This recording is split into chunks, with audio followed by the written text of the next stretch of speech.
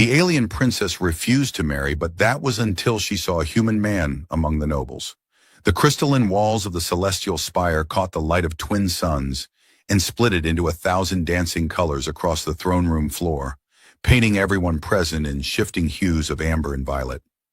Princess Mia sat with her chin resting on one green-skinned hand, her long ears tilted at an angle that her chief advisor had learned to recognize as profound boredom. Before her, a holographic projection flickered to life, displaying the stern features of yet another suitor, this one a warrior prince from the Obsidian Moons, complete with ceremonial battle scars and a jawline that could presumably cut through starship hull plating. His military achievements are unparalleled, droned Counselor Vex, manipulating the hologram to showcase what appeared to be the prince standing atop a mountain of defeated enemies. He has conquered 7 systems, subdued the rebellion of the Crimson Nebula, and personally wrestled a void beast into submission. Fascinating, Mia said, her voice flat as processed rations. Does he have any hobbies that don't involve subduing things? Vex's face, already a deep purple from stress, darkened further. Your Highness, this is the 47th suitor you have rejected in 3 years. The council grows concerned. Only concerned? Mia stood, her ceremonial robes flowing around her like liquid starlight, an effect achieved through some tremendously expensive nano-weaving that her mother had insisted upon. I would have expected full-blown panic by now, perhaps accompanied by fainting. Counselor Dren faints beautifully, very theatrical. From his position near the environmental controls, Counselor Dren looked simultaneously flattered and mortified. His species didn't actually faint, but Mia had once convinced him it was a useful diplomatic tool. Your Highness, Vex pressed on with the determination of someone who had long ago abandoned hope of winning and now simply refused to lose. The warrior prince offers a military alliance that would secure our borders for generations. Surely that merits consideration. Mia walked to one of the crystalline walls and gazed out over the capital city, where buildings of living metal grew and reshaped themselves according to the needs of their inhabitants. Somewhere down there, her people were going about their lives, probably not spending their afternoons looking at holographic warriors who considered conversation a sign of weakness. Tell me, Vex, does he know about the quantum gardens? Has he ever stood beneath a bioluminescent canopy and wondered about the nature of beauty? Can he laugh at himself? I don't believe those specifications were in his file, Your Highness. Pity. Mia turned back to the hologram, where the warrior prince continued his eternal pose of masculine triumph. Deny him, politely. Say I'm pursuing other diplomatic avenues, or that I've taken a vow of temporary celibacy, or that I've decided to marry a sentient cloud of gas. Whatever keeps him from showing up at the palace with those alarming muscles and that unfortunate attitude. The hologram winked out. Vex stood very still, his breathing apparatus making small whistling sounds that indicated either respiratory distress or the alien equivalent of counting to 10. Around the throne room, the other council members shifted uncomfortably, their various appendages rustling, clicking, or humming, depending on species. The grand reception is tomorrow, Vex said finally, his tone suggesting this was both a statement and a threat. Delegates from across the galaxy will be arriving, including the humans. The humans? Mia's ears perked up slightly, an involuntary response she immediately regretted when she saw Vex notice it. Earth's representatives? Indeed, recently contacted, technologically primitive, politically insignificant. Vex waved one hand dismissively, his translation implant rendering the gesture's contempt perfectly. But protocol demands their inclusion. The council thought perhaps exposure to our more established civilizations might encourage Your Highness to appreciate the quality of your other options. Mia smiled, which made several council members lean back instinctively. When the princess smiled like that, someone was about to have a very complicated afternoon. How thoughtful of you all. I promise to be on my absolute best behavior. That, said Vex wearily, is precisely what concerns us.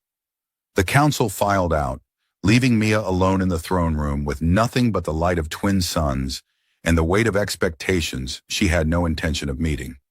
She touched the wall, feeling the faint vibration of the city below, all those lives intersecting and separating like stars in a galaxy. Somewhere among tomorrow's delegates would be humans, strange beings from a little blue world that still used combustion engines and somehow thought that was acceptable. Her ears twitched with something that might have been curiosity or might have been the air recycling system acting up again. Tomorrow would at least be interesting, which was more than could be said for 47 holographic suitors and their combined lack of imagination. The grand reception had transformed the celestial spire into something that resembled what might happen if a supernova decided to throw a dinner party. Bioluminescent decorations pulsed in rhythm with music that existed in 17 different dimensions simultaneously, creating what the event coordinator insisted was a multisensory experience, and what everyone else recognized as a mild headache. Gravity adjusters had been installed throughout the hall, allowing guests to mingle on walls and ceilings if they preferred, which several delegates did with varying degrees of success. Mia descended the grand staircase, currently configured at a 70-degree angle because someone had bumped the environmental controls, in a gown that shifted colors based on her heart rate. Her attendant had promised it would remain a dignified blue throughout the evening. It was currently approaching violet, which meant either excitement or mild nausea, and Mia wasn't entirely sure which. "Smile," hissed her lady-in-waiting, a small reptilian woman named Kess who had been managing Mia's public appearances since childhood. "You look like you're attending an execution." "I am," Mia muttered. "My own. Slow and ceremonial." Below, the reception hall churned with delegates from across the known galaxy. The Crystalline Collective had sent representatives who refracted light so intensely they required warning signs. The Hive Worlds had dispatched a single individual who spoke for 6 trillion minds and wouldn't stop mentioning it. Even the notoriously reclusive Deep Dwellers had emerged from their ocean planet, though they'd required a mobile water tank that kept bumping into other guests and apologizing in sonar. "The ambassador from Proxima sends his regards," Kess whispered, consulting her data tablet. "He's the tall one with the excessive number of limbs.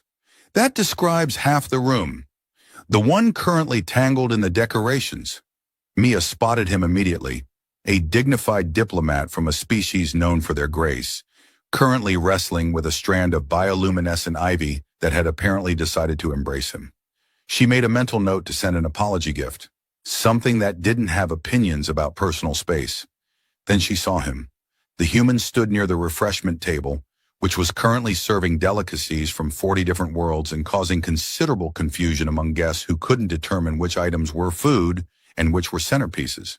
He was average height for his species, with brown hair that looked like it had given up trying to be formal somewhere between his quarters and the reception hall.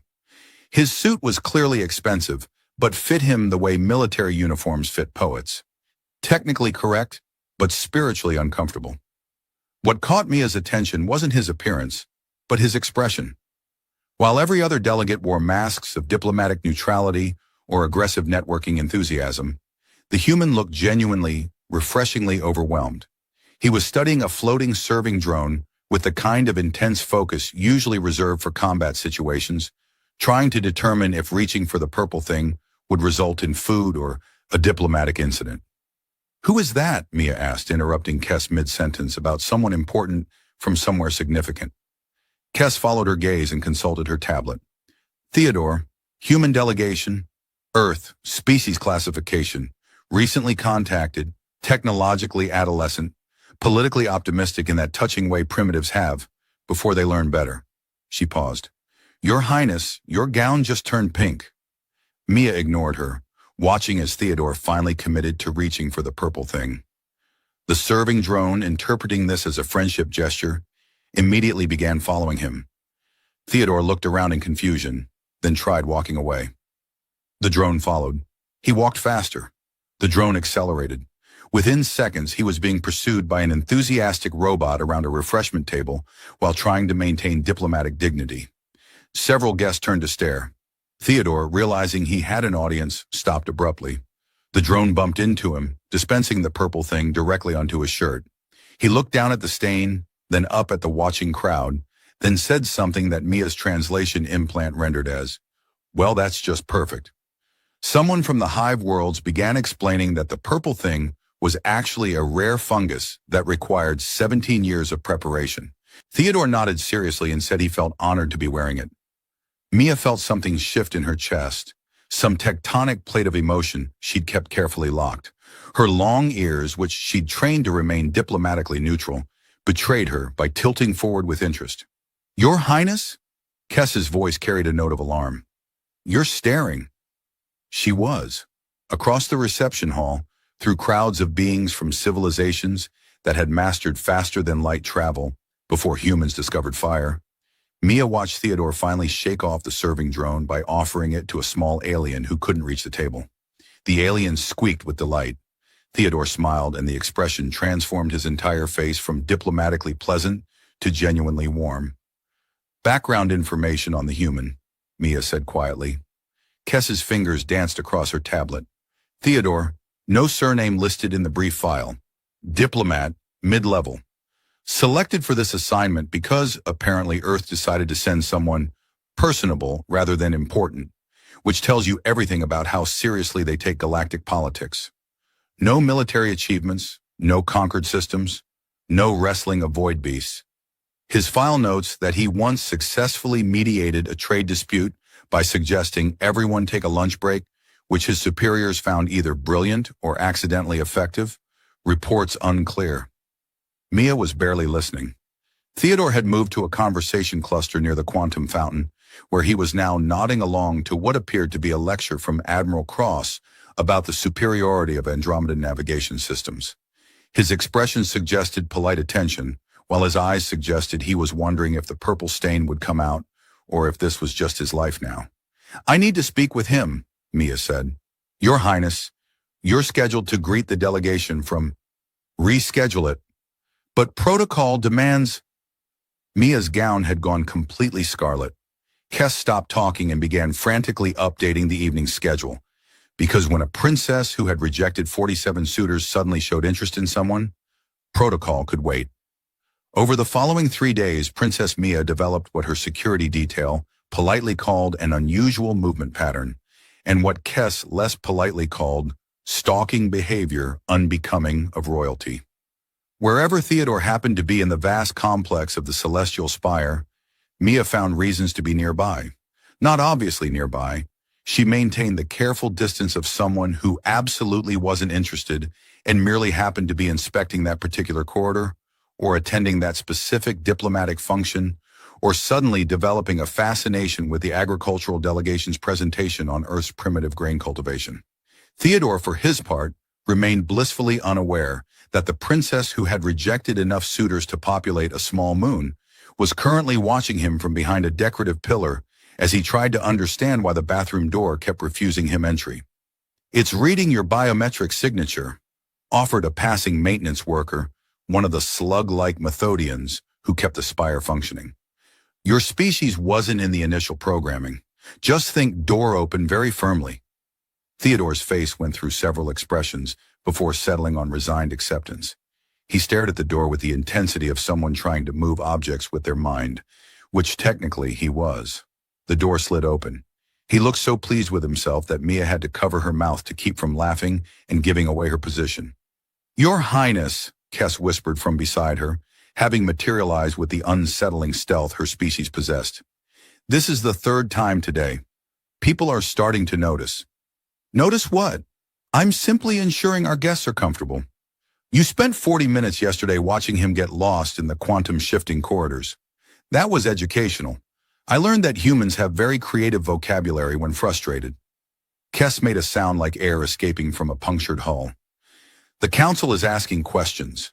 Vex thinks you've developed a sudden interest in human-alien relations from a diplomatic standpoint and has prepared a presentation. It has charts." Mia finally tore her gaze away from Theodore, who had now successfully navigated the bathroom situation and was heading toward the observation deck. "Charts about what?" "The diplomatic benefits of cultural exchange programs." He's very excited. "I didn't have the heart to tell him the only human you're interested in exchanging cultures with is the one who can't work a door."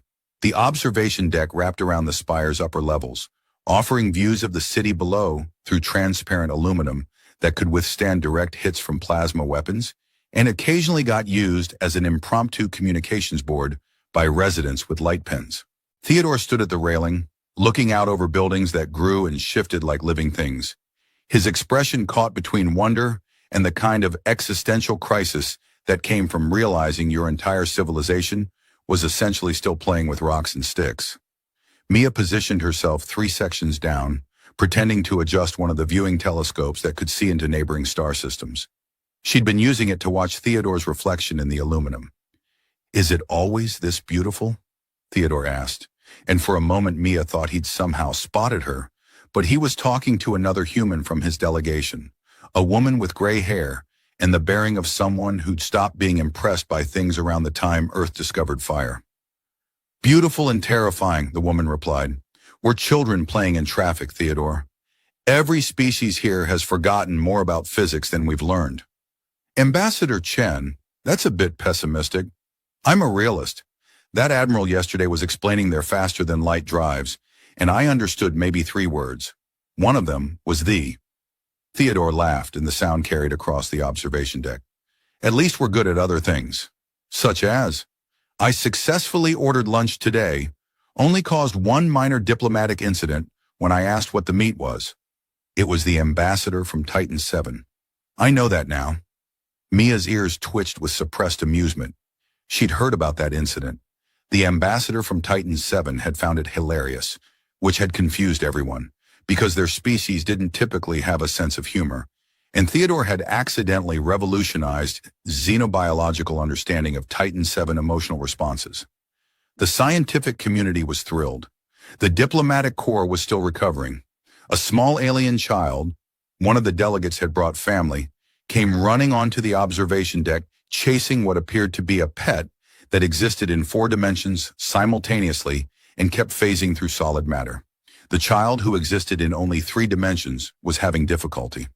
Theodore watched for a moment, then crouched down and started anticipating where the creature would phase back into normal space, gently herding it toward the frustrated child.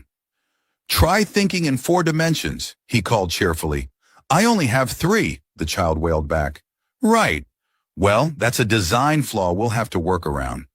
Between them, they managed to corner the creature near a potted plant that might have been flora or might have been a low-level government official.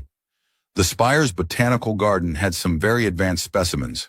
The child scooped up their pet with delighted chittering sounds.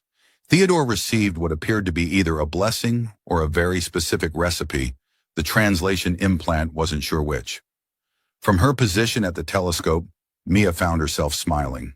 Not the diplomatic smile she'd perfected over years of state functions, but something genuine that pulled at muscles she'd forgotten she had. Theodore wasn't trying to be impressive. He wasn't performing diplomacy like a role he'd studied. He was just kind, present, real in a way that every carefully groomed suitor had failed to be. Her gown, which she'd changed to a more subdued gray, hoping for better emotional control, had gone pale gold.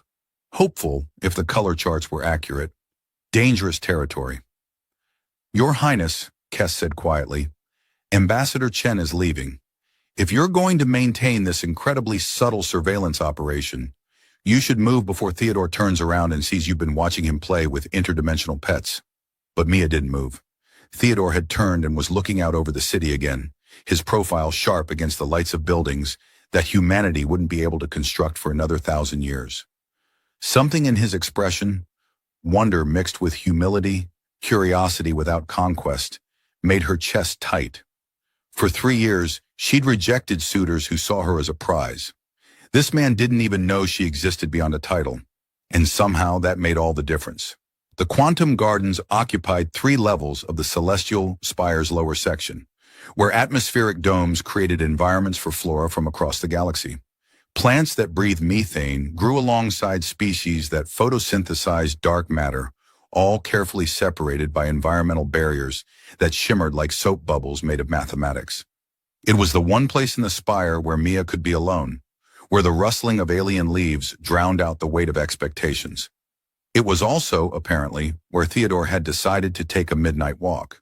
Mia spotted him from the elevated pathway that wound between the Andromedan section, full of trees that grew downward and flowers that bloomed in reverse time, and the crystalline garden from Proxima, where everything sang in frequencies that made your bones vibrate pleasantly. He was standing beneath a cluster of bioluminescent vines from some moon, whose name she couldn't remember, looking up at their soft blue glow with an expression of such unguarded wonder that she felt like an intruder. She should leave. This was his moment of privacy, and she'd already spent 3 days being precisely the kind of person she'd mocked in Suitors, obsessive, intrusive, unable to think about anything else. But her feet kept moving forward, carrying her down the spiral staircase that wound around a tree older than Earth's pyramids. Theodore heard her footsteps and turned. In the blue light of the vines, his face cycled through surprise, confusion, and what might have been panic before settling on diplomatic politeness. He started to bow, realized he wasn't sure of the correct protocol, and ended up doing something that resembled a nervous half-crouch. "Your Highness," he said, his translation implant rendering the words with only slight awkwardness. "I didn't mean to intrude. I couldn't sleep, and someone mentioned the gardens were beautiful at night, and I thought, I can leave if this area is restricted." "It's not restricted." Mia descended the last few steps, acutely aware that her carefully neutral gray gown had gone soft pink the moment she'd seen him. "I couldn't sleep either. The reception circuit is exhausting." "Oh, thank God." Theodore's shoulders relaxed. "I thought it was just me. Yesterday I had 3 different conversations about trade agreements that I'm pretty sure were actually the same conversation happening in parallel dimensions. An admiral from somewhere with too many vowels in its name explained quantum economics to me for 2 hours, and I still don't know if I agreed to something important or just nodded at appropriate intervals." Mia laughed before she could stop herself. "Admiral Cross, he does that. Last year he convinced a delegate from the outer reaches that their entire monetary system was philosophically inconsistent. They're still recovering. Is everyone here terrifyingly competent except me? Most people are terrifyingly competent at pretending to be terrifyingly competent. The actual competence is debatable." She moved closer to the bioluminescent vines, letting their light wash over her green skin. "These are from Lyra 9. They only glow in the presence of carbon-based life forms, a sort of greeting." Theodore looked up at them with renewed interest. "That's extraordinary. We have bioluminescent organisms on Earth, but nothing that responds to other species like this. It's almost like they're aware. They might be, we're not entirely sure. The Lyrans insist they're sentient, but refuse to elaborate, which is typical Lyran behavior." Mia reached up to touch one of the vines and it pulsed brighter. "They respond to emotion too. Heart rate, biochemical changes, that sort of thing. So they know I'm nervous." "Are you nervous?" Theodore gave her a look that suggested the answer was obvious. "I'm having a midnight conversation with a princess who could probably have me exiled to somewhere unpleasant with a single word, in a garden full of possibly sentient plants, on an alien world where I still can't reliably work doors. Nervous doesn't quite cover it. I'm not going to have you exiled. The paperwork alone would be exhausting." Mia found herself smiling again, that dangerous, genuine expression. "And the doors are programmed to be difficult. It builds character." "Or anxiety. Definitely one of those." They walked deeper into the gardens, past environments that shifted from humid jungles to crystalline formations that chimed softly in the recycled air. Theodore asked questions about everything: what the purple moss did, why that tree appeared to be growing in 6 directions simultaneously, whether the floating seed pods were safe to touch or would result in another diplomatic incident. "You really care," Mia said after he'd spent 5 minutes examining a flower that only bloomed under specific gravitational conditions. "Most delegates treat the gardens as a shortcut between buildings. Most delegates are missing out." Theodore straightened up, a bit of pollen from something exotic dusting his shoulder. "Back home I used to work in a botanical garden, just part-time, before the diplomatic corps. There's something about growing things, watching them respond to care, that makes sense in a way politics never quite does." "You worked in a garden?" Mia couldn't keep the surprise from her voice. Every suitor had arrived with military conquests or political achievements or, in one memorable case, a trophy from wrestling something that technically counted as a celestial body. None had mentioned gardens. "Still do when I'm on Earth. I have a terrible apartment in a city that's too expensive, but the balcony gets good light. I grow tomatoes, very aggressively average tomatoes that would embarrass any self-respecting farmer. But they're mine. The bioluminescent vines above them suddenly blazed brighter, responding to something in Mia's biochemistry that she definitely didn't want to examine too closely. Theodore noticed but was polite enough not to comment. "What about you?" he asked. "Do you have tomatoes? Or the alien equivalent? Quantum tomatoes that exist in multiple states until observed? We have something similar. They taste terrible but look impressive, which seems to be a metaphor for court life." Mia moved toward a small pond where fish that breathed light instead of water swam in lazy circles. "I don't get to spend much time here. There's always some delegation to meet, or crisis to manage, or suitor to reject." She hadn't meant to say that last part. It slipped out, carried on the honesty that the gardens always seemed to pull from her. Theodore was quiet for a moment. "I heard about that. The rejecting suitors thing. Palace gossip travels, apparently. Even to the human delegation's quarters, which are very nice, by the way, though the bed tried to read my mind last night and I had to have a firm conversation with it about boundaries." "Did it listen?" "We reached a compromise. It only reads surface thoughts now." Mia laughed and the sound echoed off the dome above them, mixing with the singing crystals and the whisper of leaves from worlds she'd never visit. The suitors weren't right. Any of them. They wanted a princess, not a person. That seemed short-sighted of them. She looked at him, trying to determine if he was being diplomatic or genuine. His expression suggested genuine, which was somehow more terrifying than any amount of political maneuvering. "You don't even know me." "No," Theodore agreed, "but I know you've been watching me for 3 days, and you're either conducting some kind of elaborate security operation, or you're interested. And I really hope it's the second one, because the first one means I've done something wrong, and I have no idea what." The vines overhead went supernova bright.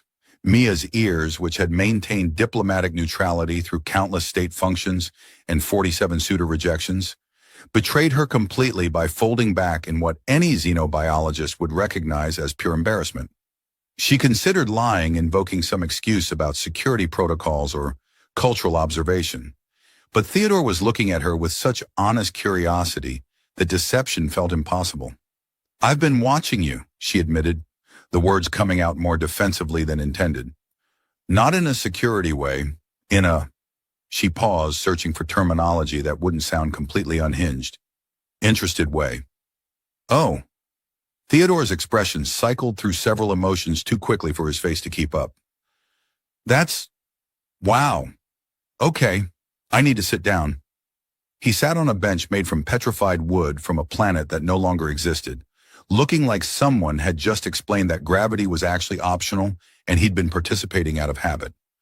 Mia remained standing, her gown shifting through colors like a mood ring having an identity crisis. "You're the princess who rejected a warrior prince," Theodore said slowly, "and someone who I'm pretty sure was described as the most eligible bachelor in 3 sectors. And that one guy who owned 17 moons. 47 total," Mia corrected, then immediately regretted it. "Not that I'm keeping count, except I clearly am. That sounded better in my head. 47 suitors who were presumably all very impressive, and you're interested in the human who got chased by a serving drone and asked if the ambassador from Titan 7 was lunch meat. When you say it like that, it does sound questionable." Theodore laughed, a slightly hysterical sound that startled something in a nearby tree. The something chirped indignantly and relocated. "I'm sorry, I'm just trying to process this. 3 days ago, I was worried about making a good impression, so Earth didn't look completely incompetent. Now I'm having a midnight conversation with actual royalty who apparently finds my disaster of a diplomatic presence appealing? It's not a disaster." Mia sat beside him, careful to maintain appropriate distance, while simultaneously wanting to close it. "Everyone else performs competence. You're just yourself. Do you know how rare that is? On a scale of 1 to void beast wrestling? Considerably rarer than void beasts." They sat in silence for a moment, the garden humming around them with the sound of life from 100 different worlds. A maintenance drone floated past, paused to scan them, decided they weren't an emergency, and continued on its rounds. Theodore watched it go with the expression of someone still adjusting to the fact that robots had opinions about his personal life. I should probably tell you, he said carefully, that I'm the least important person in the human delegation. Ambassador Chen is my boss, and she's brilliant. I'm here because someone decided Earth needed a personable face, which is code for we're sending the guy who won't accidentally start a war, but also won't accomplish anything significant. I don't want significant accomplishments. I want someone who helps lost children catch their interdimensional pets and talks to plants like they matter and doesn't see me as a political opportunity. Well, I definitely don't see you as a political opportunity. I'm not even sure I understand the politics. Yesterday, someone explained the council structure to me 3 times, and I still think it might be a very elaborate joke. Mia felt something unlock in her chest, some compartment she'd kept sealed since the first suitor had arrived with rehearsed compliments and strategic intentions. Can I tell you something? Something I haven't told anyone? Theodore nodded, his full attention on her in a way that felt both terrifying and necessary. Every person who's courted me has had a plan. Economic alliance, military partnership, territorial expansion. They've all looked at me and seen a stepping stone to something larger. My chief advisor has a database of their intentions cross-referenced with projected outcomes. She pulled her knees up to her chest, a posture completely inappropriate for a princess and perfect for a person. 3 years of that, 3 years of being a variable in someone else's equation. That sounds exhausting. It was lonely. The admission surprised her with its honesty.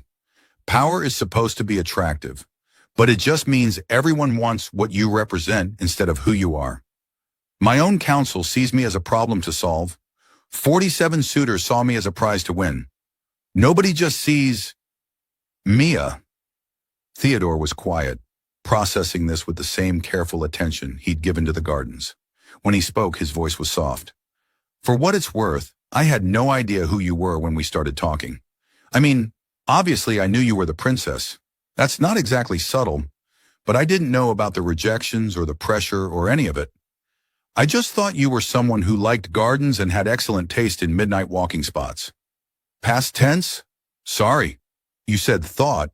Past tense. Right. Poor grammar.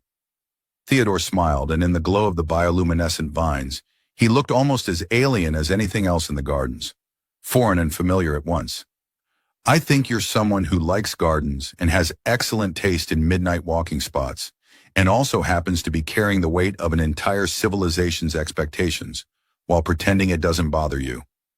The vines blazed so bright that several nearby plants reacted to the light, unfurling leaves or petals in response. Somewhere in the distance, something began singing in frequencies that made the air vibrate. Your flowers are telling on you, Theodore observed. They're very indiscreet. I'm having them removed tomorrow. Please don't.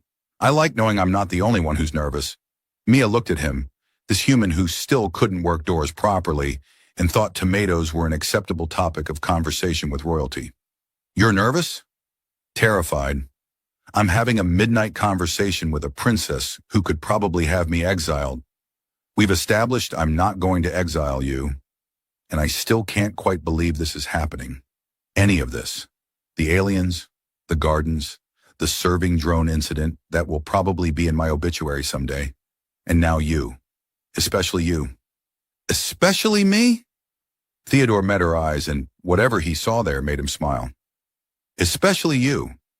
Above them, the bioluminescent vines burned like captured stars, and Mia's ears, which had spent years learning diplomatic neutrality, relaxed completely in something that felt dangerously close to trust.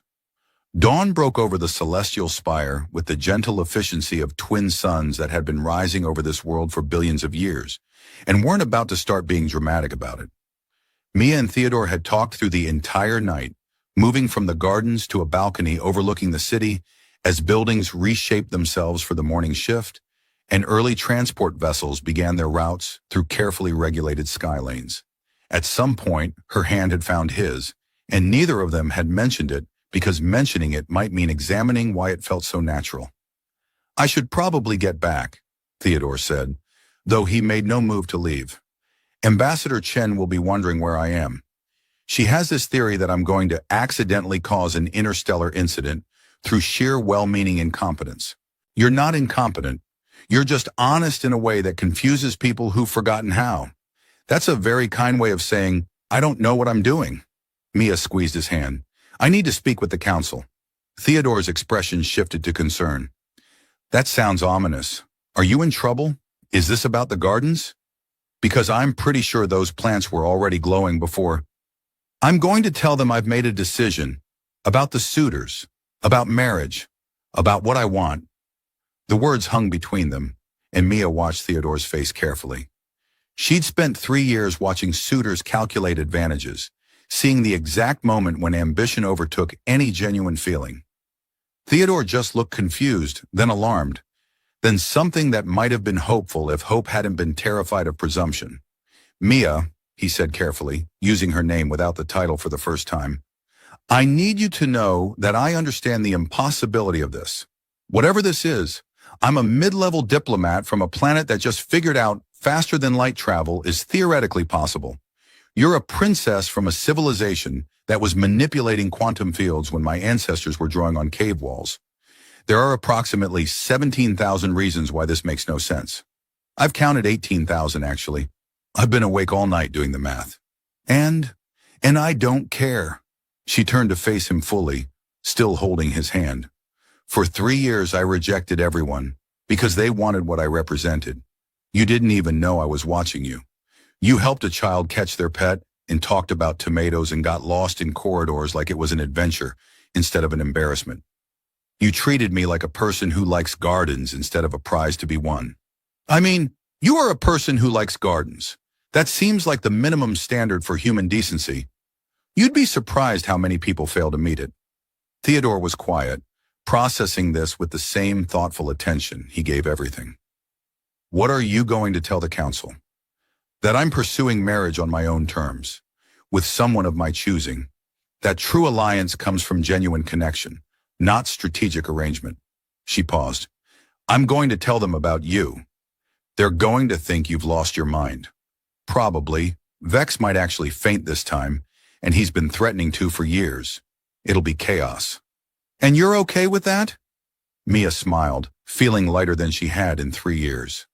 I've spent my entire life doing what was expected, being the perfect princess, considering the strategic implications, putting civilization before self.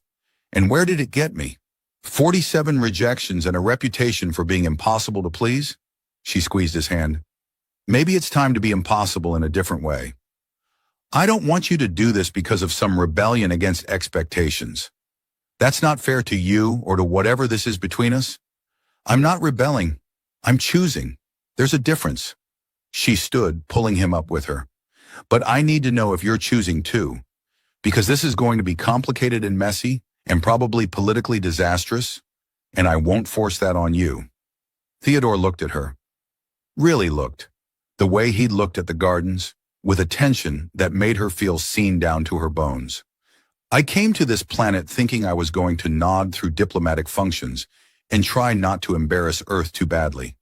Instead, I got chased by a serving drone, accidentally revolutionized xenobiology, and fell for a princess who watches people from behind decorative pillars. So yes, complicated and messy sounds about right for how my life is going. Is that a yes? That's a terrified, completely unqualified, probably going to mess this up. Spectacularly yes. Mia kissed him. It wasn't strategic or diplomatic or politically advantageous. It was simply what she wanted, and the novelty of acting on want instead of duty made her slightly dizzy. Theodore kissed back with the enthusiasm of someone who'd given up trying to understand anything and decided to just experience it instead. When they broke apart, the city below was fully awake, and somewhere in the spire, Counselor Vex was probably preparing his morning briefing, completely unaware that his day was about to become significantly more complicated. I should warn you, Mia said, straightening her gown, which had gone bright gold and apparently planned to stay that way. The council is going to ask questions, many questions, about human-alien compatibility and political implications, and probably your tomato-growing qualifications. I have very few qualifications. The tomatoes are aggressively mediocre. Perfect. That should confuse them enough to buy us time. They walked back through the spire together, Mia's hand still in Theodore's. Her ears relaxed in a way her attendants would definitely notice and gossip about. She'd spent 3 years being the princess who rejected everyone. Maybe it was time to be the princess who chose someone worth the chaos. Vex was going to need so many charts, but as twin suns climbed higher and the celestial spire hummed with the beginning of another day of galactic politics and impossible decisions, Mia felt something she hadn't felt in years. Not duty or obligation or strategic positioning, but simple, uncomplicated happiness.